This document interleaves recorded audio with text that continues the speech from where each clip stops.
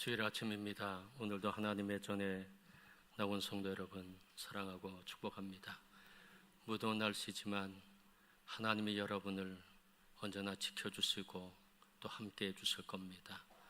무더운 여름 속에 승리하시고요, 또 하루하루 감사하며 믿음으로 살아가시는 여러분의 삶이 되시기를 주님의 이름으로 축복합니다. 내일은 광복절입니다. 71년 전에 있었던 광복의 사건 다시 한번 우리의 마음속에 재현하면서 하나님 감사합니다, 그런 고백이 있었으면 좋겠고요, 또 하나는 이 나라의 민족을 위해서 기도했으면 좋겠습니다. 하나님이 임재하셔야 이 나라가 평안할 수 있고요, 이 나라의 축복이 임할 수 있습니다. 오베데돔의 집에 하나님 임재하셨더니 그 집이 축복받고 그 소유에 축복받았듯이 대한민국 땅에 하나님이 함께 하셔야 이 나라가 번영될 수 있습니다. 우리가 너무 잘 알고 있지 않습니까? 1950년대, 60년대, 70년대, 80년대 교회가 크게 부흥했잖아요. 교회가 불릴듯하게 일어났어요. 그때 한국이라는 나라는 어떻게 됐나요? 한국이라는 나라도 뜨겁게 성장했습니다. 교회가 회복되면 이 나라가 회복될 것입니다. 교회 가운데 하나님 임재가 임하면 이 나라에게 하나님의 축복해 주실 것입니다. 지금 유대인들에게 물어본다고 하면 당신 이스라엘 역사 속에서 가장 위대한 때가 언제였느냐 물어보면 다윗 왕 때라고 이야기합니다. 왜 그럴까요? 다윗 왕은 하나님을 사모하는 왕이었고요, 다윗 왕 때 전쟁에서 늘 승리했습니다. 그 당시 영토가 제일 커졌습니다. 그것은 바로 하나님의 축복이 있었기 때문입니다. 이 나라에도 그 하나님의 축복이 임하도록 교회가 회복되게 하시고 성도들이 믿음 안에 회복되게 하셔서 형식과 외식에 붙잡혀 있지 않게 하시고 그냥 이름만 신자가 되지 않게 도와주시고 뜨겁게 하나님을 예배하고 하나님을 모시는, 그리고 하나님의 통치를 받는 하나님의 자녀들이 되게 해주십시오. 이것을 위해서 여러분 끊임없이 기도해 주시기를 바랍니다. 다윗의 소망 한 가지가 있었는데 그것은 하나님의 언약궤를 예루살렘에 모시는 것이었습니다. 그 첫 번째 시도는 실패로 끝났습니다. 우사의 사건 때문이었습니다. 우사가 하나님의 언약궤를 만져서 결국 그곳에서 죽게 되자 다윗은 두려움을 느꼈고 하나님의 언약궤를 예루살렘까지 모신다고 하는 것에 대해 자신이 없어졌습니다. 그래서 하나님의 언약궤가 움직이는 대로 오벳 에돔이라고 하는 사람의 집에 그곳으로 가서 그곳에 모시게 됩니다.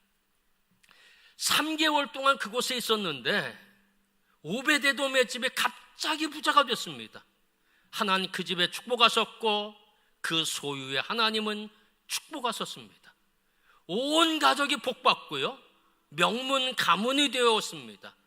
그리고 하는 모든 일들마다 형통한 역사가 일어나게 됐습니다. 한 신하가 그것을 보고요, 다윗 왕에게 와서 이렇게 이야기를 했습니다. 사무엘하 6장 12절 말씀 다 함께 읽겠습니다.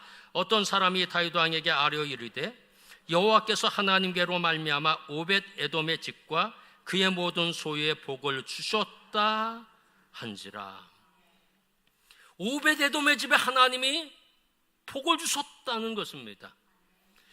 그것을 다윗은 어떤 신호로 받아들였냐면 하나님은 이제 하나님의 진노를 거두셨다, 그런 신호로 다윗은 받아들이게 되고요, 그래서 다윗은 하나님의 언약궤를 예루살렘에 모시기 위해서 두 번째 시도를 하게 됩니다. 그것은 포기할 수 없는 거죠. 하나님의 언약궤를 예루살렘에 모시는 것은 하나님을 이스라엘 가운데 모시는 것이고요, 이스라엘 백성 가운데 하나님의 임재하는 그 사건이거든요. 그 축복을 다윗은 포기할 수 없었다는 것입니다. 그래서 다윗은 그 하나님의 임재를 위해 언약궤를 다시 예루살렘으로 모시기로 작정하게 됩니다. 다윗에게는요, 많은 재물도 있어요. 다윗에게는요, 많은 군사도 있어요. 또 군사력도 충분해요. 그렇지만 다윗이 사모했던 분은 오직 한 분, 하나님이시라는 것입니다. 왜냐하면 하나님의 축복의 근원이시고요, 하나님 한 분만 있으면 모든 것이 해결된다고 다윗은 믿었기 때문이라고 하는 것입니다. 하나님의 임재 자체가 축복이니까 그것을 결코 포기할 수 없는 것입니다. 그래서 다윗은 첫 번째 실패를 교훈 삼아 하나님의 언약궤를 예루살렘으로 모시는 일에 철저하게 준비를 합니다. 역대기서를 보면 다윗 왕이 얼마나 철저히 준비했는지를 우리에게 보여주고 있습니다. 첫 번째는 하나님의 언약궤를 모실 처소를 먼저 준비합니다. 역대상 15장 1절 말씀 다 함께 읽겠습니다. 또 하나님의 궤를 둘 곳을 마련하고 그것을 위하여 장막을 치고. 하나님의 언약궤가 예루살렘에 오시면 그 언약궤를 모실 그 처소를 준비해야 되잖아요. 그 처소가 다윗의 장막입니다. 그 다윗의 장막을 바로 예루살렘에 먼저 다윗은 준비했다는 것입니다. 두 번째는 하나님의 언약궤를 어깨에 메고 갈 레위인들을 뽑습니다. 역대상 15장 2절 말씀 함께 읽겠습니다. 다윗이 이르되 레위 사람 외에는 하나님의 궤를 맬 수 없나니 이는 여호와께서 그들을 택하사 여호와의 궤를 메고 영원히 그를 섬기게 하셨습니다. 아멘. 첫 번째 시도는 실패로 끝났잖아요. 왜 그랬나요? 하나님 말씀에 하나님의 언약궤는 반드시 레위인 고앗 자손이 짊어지고 이동할 수 있게 했습니다. 그리고 이스라엘 백성이 광야에서 이동할 때도 언제나 짊어지고 이동했거든요. 근데 첫 번째 시도 때는 이 하나님의 언약궤를 수레를 만들어서 소가 끌도록 수레를 그 위에 앉히고 그래서 운반했잖아요. 하나님이 진노하셨고요. 그리고 우사가 죽게 됩니다. 말씀으로 다시 다윗은 돌아가게 됩니다. 그래, 하나님 말씀대로 해야 되겠다. 하나님 말씀에 순종해야 되겠다. 하나님 말씀 뭔가요? 하나님이 선택한 사람들이 있어요. 레위인들. 레위인들은 그 일만 하도록 하나님이 그들을 선택하셨어요. 그래서 하나님은 레위인들을 통해서 하나님의 언약궤를 짊어지라고 말씀하셨으니 내가 레위인들을 뽑아야 되겠다. 그렇게 생각해서 레위인들 중에서 하나님의 언약궤를 맬 수 있을 만큼의 거룩하고 신실한 믿음의 사람들을 뽑아서 그들로 하여금 언약궤를 모시는 일을 그렇게 맡기게 됐다는 것입니다. 세 번째는 언약궤를 모시기 위한 찬양대를 구성합니다. 역대상 15장 16절 말씀 다 함께 읽겠습니다. 다윗이 레위 사람의 어른들에게 명령하여 그의 형제들을 노래하는 자들로 세우고 비파와 수금과 재금 등의 악기를 울려서 즐거운 소리를 크게 내라 하매. 그냥 밋밋하게 하나님의 언약궤를 옮기기를 원하지 않았어요. 근엄하게 하나님의 언약궤를 옮기기를 원하지 않았어요. 의식적으로 언약궤를 옮기기를 원하지 않았어요. 하나님의 언약궤가 옮기길 때 찬양이 있고 경배가 있고 예배가 있고 그리고 악기가 연주되고 그리고 찬양대원들이 찬양하며 이렇게 뜨겁게 기쁨으로 찬양하며 경배하며 언약궤가 하나님의 도성 예루살렘으로 옮겨지기를 원했다고 하는 겁니다. 물론 다윗 시대 이전에 성막 앞에는 나팔수가 있기도 했습니다. 나팔을 불기도 하고 소수의 무리들이 찬양한 적은 있습니다. 그러나 성가대를 조직해서 하나님을 조직적으로 찬양하고 경배한 적은 결코 없었다는 것입니다. 다윗의 위대한 점은 찬양대를 조직했고요, 악기를 동원해 목소리로 그리고 전능하사 하나님을 기쁨으로 찬양하게 했다는 것입니다.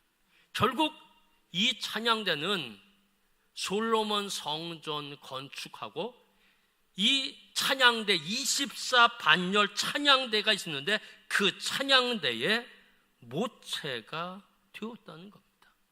하나님의 언약궤를 모시는 일에 기쁨이 있어야 되겠다, 환희가 있어야 되겠다. 그래서 찬양대를 구성해서 찬양하고 악기를 연주한 사람을 동원해서 악기를 연주하면서 그러면서 바로 하나님의 언약궤를 움직이게 했다는 것입니다. 네 번째는 하나님의 승인을 구했고 하나님이 승인하셨을 때 예배로 언약궤 이동을 시작하게 됩니다. 사무엘하 6장 13절 말씀 다 함께 읽겠습니다. 여호와를 맨 사람들이 6걸음을 가매 다윗이 소와 살찐 송아지로 제사를 드리고 아멘. 왜 다윗은 언약궤를 이동하기 전에 하나님 앞에 제사를 드리지? 왜 언약궤를 짊어지고 6걸음을 간 이후에 다윗은 하나님 앞에 제사 예배를 드렸을까요? 다윗의 마음은 이런 마음이 있었습니다. 하나님의 언약궤를 옮기는 사역에 있어서 하나님의 승인을 구했다는 겁니다. 레위인들이 언약궤를 짊어지고 6걸음을 갈 동안 아무런 불상사도 일어나지 않는다면 그것은 하나님의 언약궤를 이동하는 것에 대해 승인하셨고 허락하셨다고 하는 것으로 다윗은 받아들이게 했다는 것입니다. 그래서 다윗은 제사장, 특별히 레위인들을 구성한 고아 자손이 바로 언약궤를 메고서 6걸음을 가게 합니다. 아무런 일이 일어나지 않았습니다. 하나님이 승인하셨다고 다윗은 생각했고요. 그래서 다윗은 거기에서 하나님을 예배하고 하나님 앞에 제사를 드렸다는 것입니다. 하나님의 허락하셔야 모든 것이 된다는 겁니다. 하나님의 허락 없이는 우리가 움직일 수 없다는 것입니다. 그리고 하나님의 허락하셨을 때 하나님 앞에 기쁨으로 예배를 드리게 됩니다. 다섯 번째는 언약궤 이동을 하나님께서 승인하시자 다윗은 너무 기뻐서 배 에봇을 입고 춤을 추게 됩니다. 사무엘하 6장 14절 말씀 다 함께 읽겠습니다. 다윗이 여호와 앞에서 힘을 다하여 춤을 추는데 그때 다윗이 배 에봇을 입었더라. 다윗 왕은요 왕복을 벗어버렸습니다.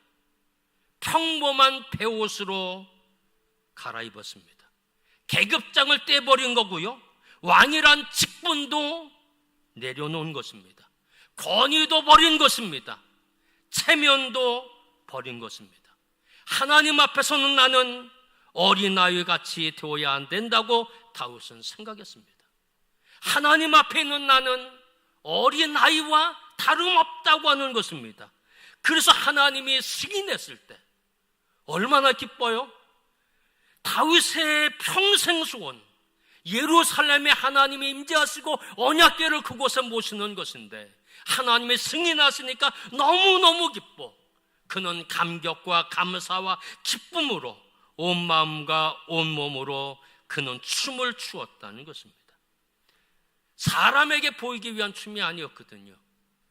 그는 하나님 앞에서 하나님에게 보이기 위한 춤을 추었습니다. 사무엘하 6장 14절 말씀 다 함께 읽겠습니다. 다윗이 여호와 앞에서 힘을 다하여 춤을 추는데 그때 다윗이 베옷을 입었더라. 아멘. 분명한 것은 하나님의 언약궤 앞에서 춤을 췄어요. 근데 오늘 성경은 여호와 앞에서 다윗이 춤을 췄다고 말씀하고 계십니다. 그것은 다윗이 갖고 있는 신앙 때문이라는 겁니다. 나는 언약궤라고 하는 궤 앞에서 있는 것이 아니라 하나님 앞에 있는 것이고, 나는 언약궤라고 하는 그 앞에서 춤을 추는 것이 아니라 하나님 앞에서 어린아이가 돼서 춤을 춘다고 하는 것입니다. 그래서 다윗은 사람을 의식하지 않았습니다. 하나님만 바라보았다는 겁니다. 여러분, 신하를 의식했다면 왕복을 벗어버릴 수 있어요? 거기 있는 백성을 의식했다면 백성 앞에서 춤을 출 수 있어요? 어느 누구 하나 다윗과 함께 춤을 추는 사람은 한 사람도 없었다는 것입니다. 지금 다윗 혼자 춤추고 있어요. 그러면 사람들이 저건 무슨 짓이야? 왕답지 않게 손가락질할 수도 있잖아요. 근데 다윗은 그곳에 마음을 두지 않았다는 것입니다. 세상 사람들이 어떻게 얘기하든지 나는 지금 하나님 앞에 있는 것이고 어린아이가 되는 것이고 하나님 앞에 너무너무 기뻐서 춤추는 것이라는 것입니다. 여러분, 춤추는 것은요, 어떻게 보면 미친 사람처럼 되는 거예요. 다윗이 춤출 때 일어서서 뺑뺑 돌죠. 손을 막 흔들죠. 막 이렇게 뛰죠. 아니, 백성들이 봤을 때 저거 뭔가 말이야, 체면도 없고 권위도 없이 저게 무슨 모습인가, 그런 생각을 가져도 다윗은 그런 것에 아랑곳하지 않았다는 것입니다.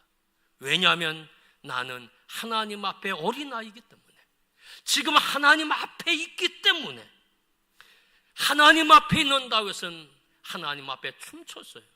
그것 자체가 예배이고 환희의 기쁨이고 감격의 예배이고 하나님을 느끼며 드리는 예배이고 하나님의 임재 속에 드리는 예배였다고 하는 것입니다. 여섯 번째는 온 백성도 함께 즐거워했습니다. 사무엘 6장 15절 말씀 다 함께 읽겠습니다. 다윗과 온 이스라엘 족속이 즐거이 환호하며 나팔을 불고 여호와의 궤를 메워오니라. 즐거이 환호하며, 비트루아라고 하는 히브리어 단어인데 환호성을 지르다, 갈채를 보내다, 그런 뜻을 갖고 있습니다.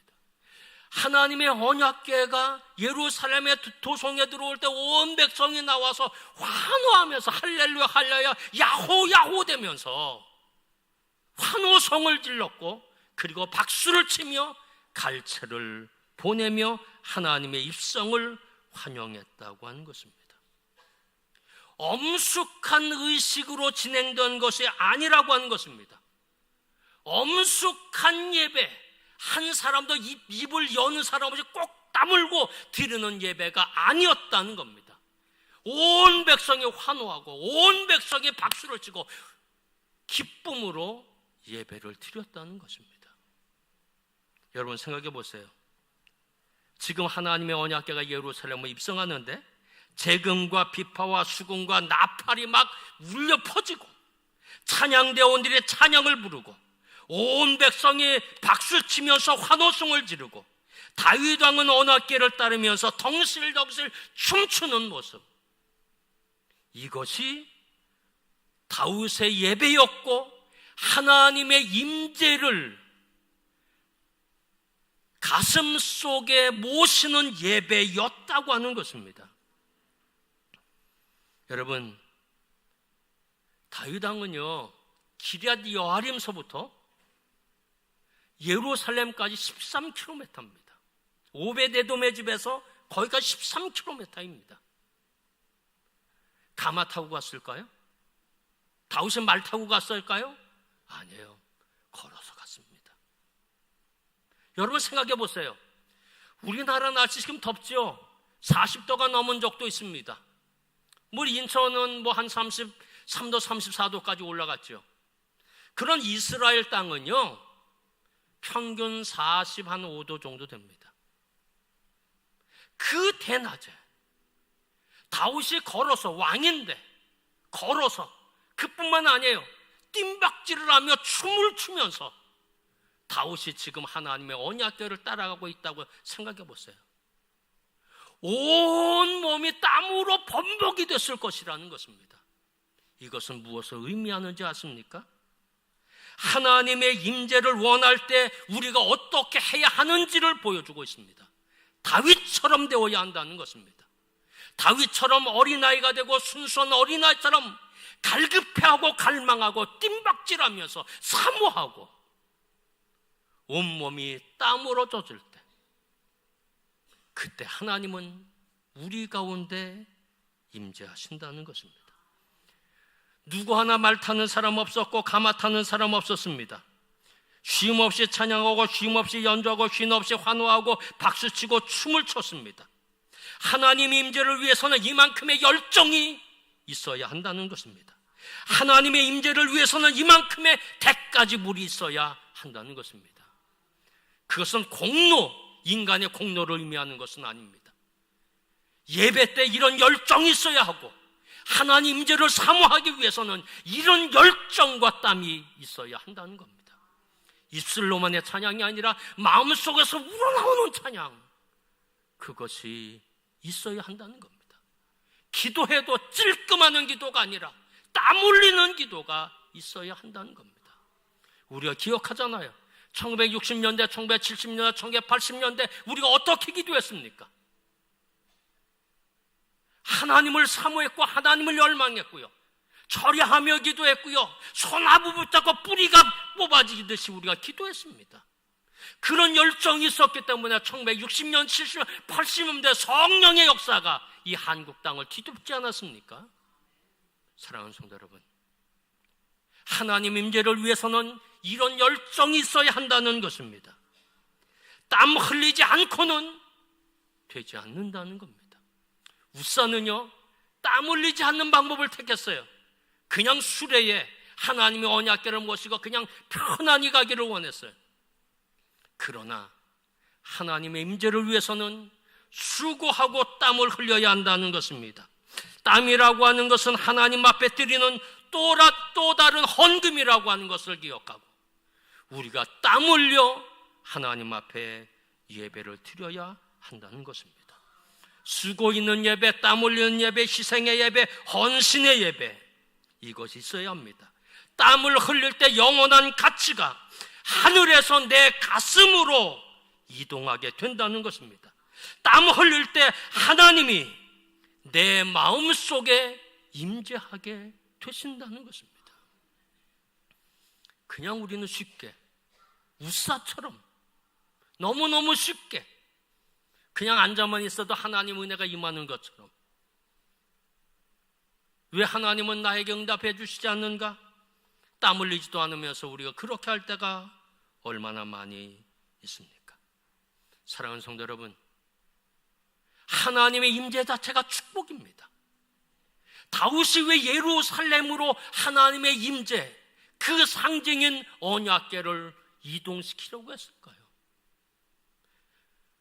하나님의 임재가 있을 때 축복이 와지고 축복 자체가 하나님의 임재이기 때문에 다윗은 바로 그리하였다는 것입니다.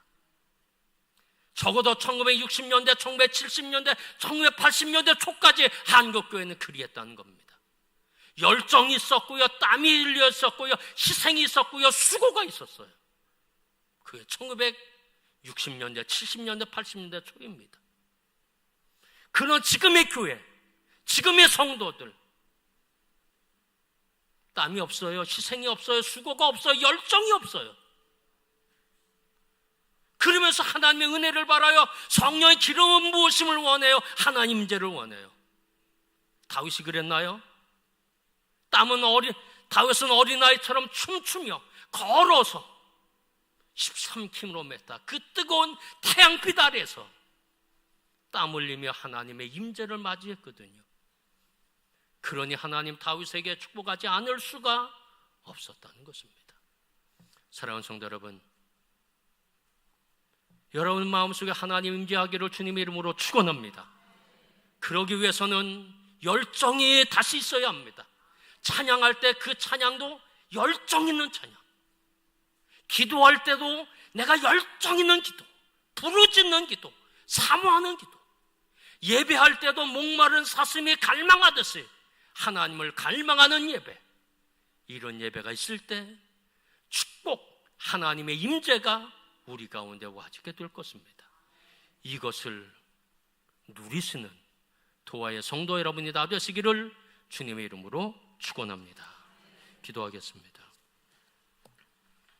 하나님, 너무 안일했습니다.